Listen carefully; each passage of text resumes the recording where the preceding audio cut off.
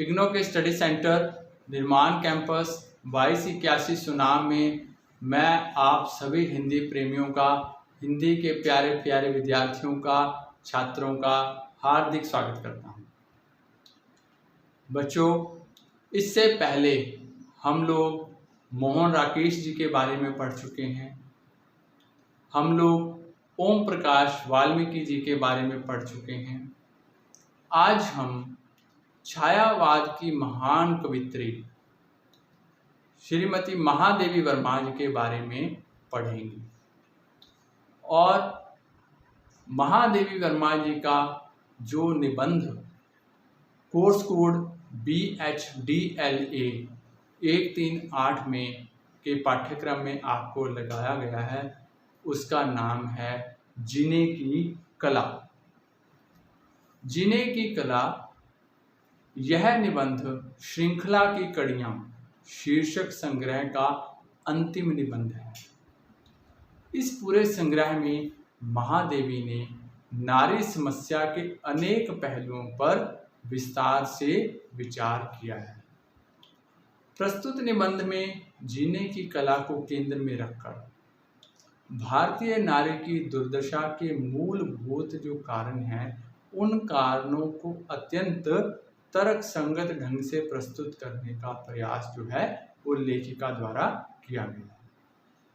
इस निबंध में सबसे पहले महादेवी जी ने जीने की कला के लिए जीवन के उच्च सिद्धांतों और उनके सही व्यवहार को अनिवार्य सिद्ध किया है। जीवन जीने की कला के उच्च सिद्धांतों और सही व्यवहार को वो क्या कहते हैं कि जो जीवन जीने की कला है, उसके लिए जीवन में उच्च सिद्धांतों का और एक दूसरे के प्रति सही व्यवहार का होना अत्यंत आवश्यक है। ये दोनों सिद्धांत जो हैं वो एक दूसरे पर पूर्णतः निर्भर हैं। व्यवहार विहीन सिद्धांतों का बोझ ढोने वाला मनुष्य उसी पशु के समान है जिसे बिना जाने ही शास्त्रों और धर्म ग्रंथों का भारवाहक बनना पड़ता है। उनकी स्पष्ट मान्यता है कि सत्य, अहिंसा, क्षमा आदि मानवीय गुणों को हम सिद्धांत रूप में जानकर भी न समाज का उपकार कर सकते हैं और ना ही अपना भला। परिस्थिति, स्थान, काल विशेष में इनके वास्तविक अर्थ और यथार्थ को समझकर ही हम इन्हें उपयोगी और मानवीय बना सकते हैं। इन निर्दोष व्यक्ति के प्राणों की रक्षा के लिए ही जो बोला गया असत्य और की गई हिंसा सत्य और अहिंसा से श्रेष्ठ माना जाएगा। अर्थात कहने का कवित्री का भाव क्या है कि अगर हम किसी के प्राणों की रक्षा के लिए या किसी के हित के लिए कभी जीवन में हमें असत्य का सहारा भी लेना पड़े, तो यह हमारे द्वारा बोला गया असत्य भी श्रेष्ठ माना जाएगा। क्यों? क्योंकि ये जो झूठ हमने बोला, ये जो असत्य वचन हमने कहे, यह हमने किसी स्वार्थ के लिए नहीं अपितु किसी की रक्षा के लिए, किसी के जीवन की रक्षा के लिए या किसी के हित के लिए हमने ऐसा किया। इसी तरह एक क्रूर अत्याचारी को अगर समाज के द्वारा क्षमा कर दिया जाता है, तो यह भी समाज के लिए एक अच्छा कार्य जो है वो नहीं माना जाएगा। क्योंकि क्रूर व्यक्ति, अत्याचारी व्यक्ति, उसका यह स्वभाव बन गया है कि वह अत्याचार करना उसका स्वभाव हो गया है, वह अत्याचारी बन गया है। लोगों को तंग करना, परेशान करना, यह उसके स्वभाव का एक हिस्सा बन गया है। तो ऐसे अत्याचारी व्यक्ति को, दुराचारी व्यक्ति को समाज के द्वारा जो सजा है वह मिलना भी आवश्यक है। सिद्धांतों की जितनी भारी गठरी लेकर हम कर्म क्षेत्र के द्वार पर पहुंचते हैं, शायद ही दुनिया के किसी अन्य देश के व्यक्ति को उतना भारी बोझ लेकर कर्म क्षेत्र में पहुंचना पड़ता। लेकिन कार्य क्षेत्र में हम सबसे अधिक निष्क्रिय सिद्ध हुए, क्योंकि हम अपने सिद्धांतों को सदुपयोग से बचाकर उसी प्रकार सुरक्षित रखने में ही सिद्धि मान लेते हैं जिस प्रकार एक कंजूस अपने धन को व्यय से बचाकर रखने में ही अपनी सफलता मान लेता है। यहाँ आप इस निबंध में सिद्धांतों का विरोध किया गया है। इस संबंध में महादेवी की स्पष्ट मान्यता है कि जीवन के सिद्धांत जीवन यापन के मार्ग निर्देशक आदर्श हैं। उनके प्रकाश में ही हम जीवन का सही लक्ष्य जो है वह प्राप्त कर सकते हैं।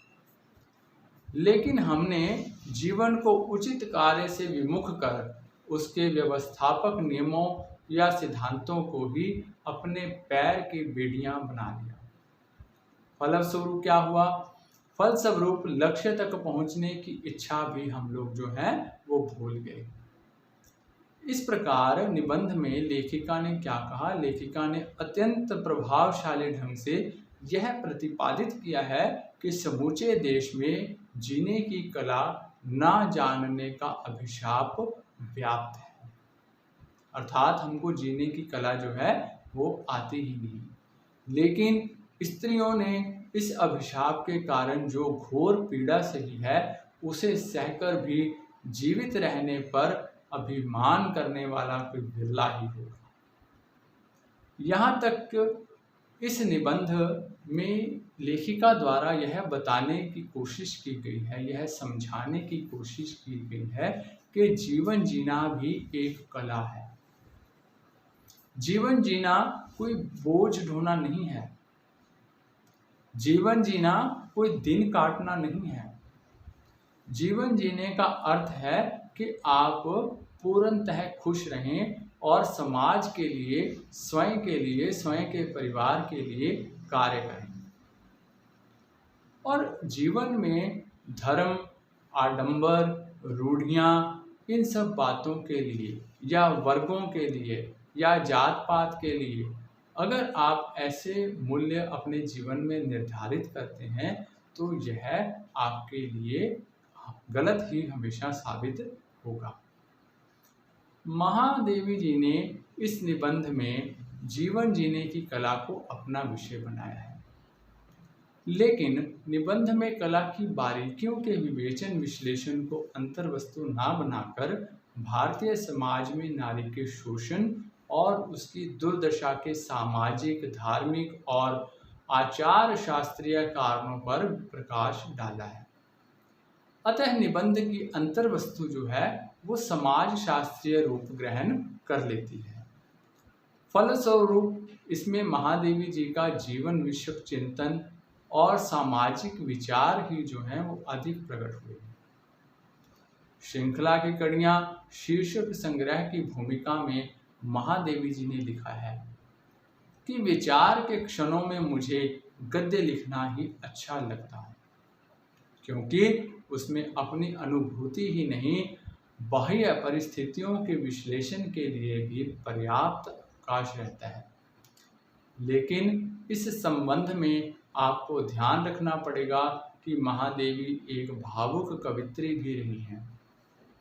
इसलिए निबंध में स्थान स्थान पर अपनी निजी भावनाओं को अत्यंत भावुकतापूर्ण उन्होंने प्रतिपादित किया है। विचारों के साथ उनकी भावना का भी समुचित योगदान है। विचारों के साथ क्या है?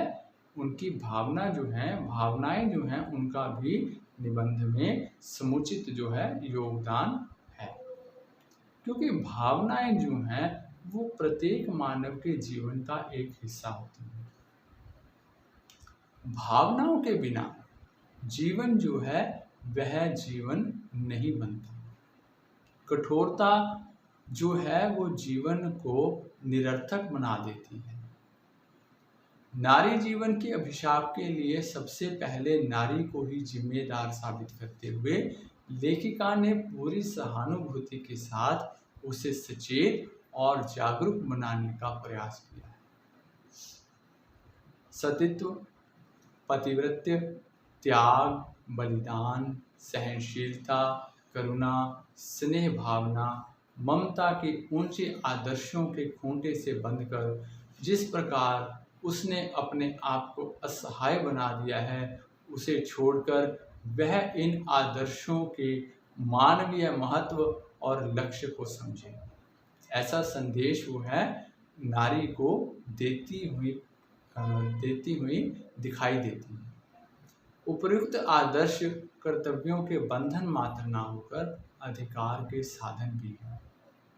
उसे इन सिद्धांतों या आदर्शों को अपने पैरों की बेड़ियां ना बनाकर इन्हें अपने जीवन के विकास और उत्थान के लिए उपयोग में लाना चाहिए। इस तथ्य का प्रतिपादन निबंध में अनेक संदर्भों और उदाहरणों द्वारा भी किया गया है। बच्चों, मैं अपनी हर वीडियो लेक्चर में आपको हमेशा ये बात बताता हूँ, हमेशा ये कहता हूँ कि वीडियो लेक्चर सुनने के साथ साथ आपके लिए मूल कथा पढ़ना भी अत्यंत आवश्यक है। क्योंकि जब तक आप मूल कथा नहीं पढ़ते तब तक आपका ज्ञान जो है वो अधूरा ही माना जाएगा। मूल जो कथा है, मूल कोई कहानी है, कोई उपन्यास है, कोई नाटक है, कोई संस्मरण है, कोई आत्मकथा है, जीवनी है, तो मूल रचना पढ़ने के पीछे हमारा क्या उद्देश्य निहित रहता है? सर्वप्रथम तो यही कि हम उस रचना के बारे में, उस रचना के लेखक या लेखिका के बारे में, रचनाकार के बारे में, उसकी सोच के बारे में पूर्णतः जान पाते हैं।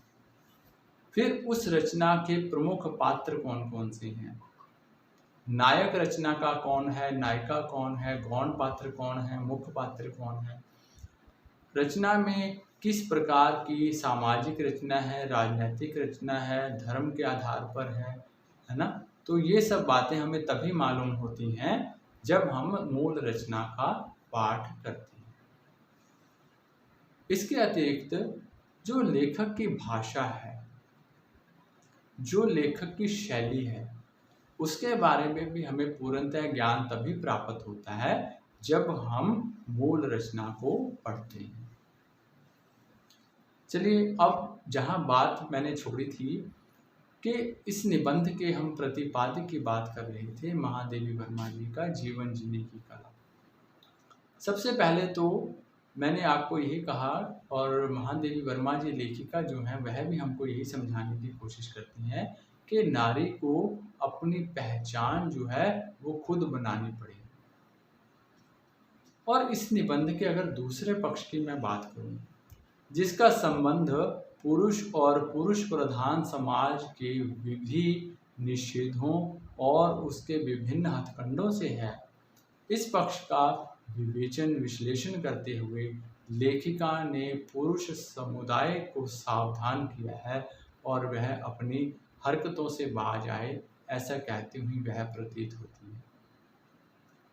इसमें पहला हथकंडा है सीता, सती, सावित्री आदि जैसी नारियों के आदर्श और महान मानवीय गुणों को नारियों से जोड़कर उसे प्राचीन गौरव गाथा का प्रदर्शन मात्र बना देना। इस गौरव के बोझ का नारी मूक और निरीह भाव से वहन करती आ रही है।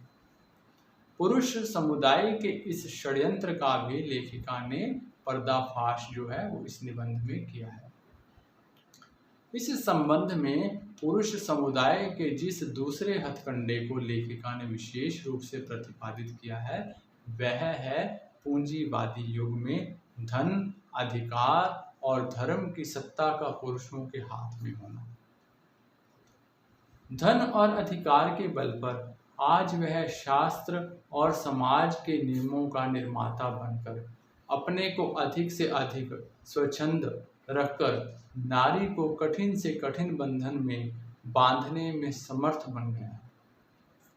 इस स्थिति का खुलासा कर महादेवी जी ने केवल पुरुष समुदाय को ही सावधान नहीं किया, वरन नारी समुदाय को भी इस हथकंडे के प्रति जागरूक बनाया।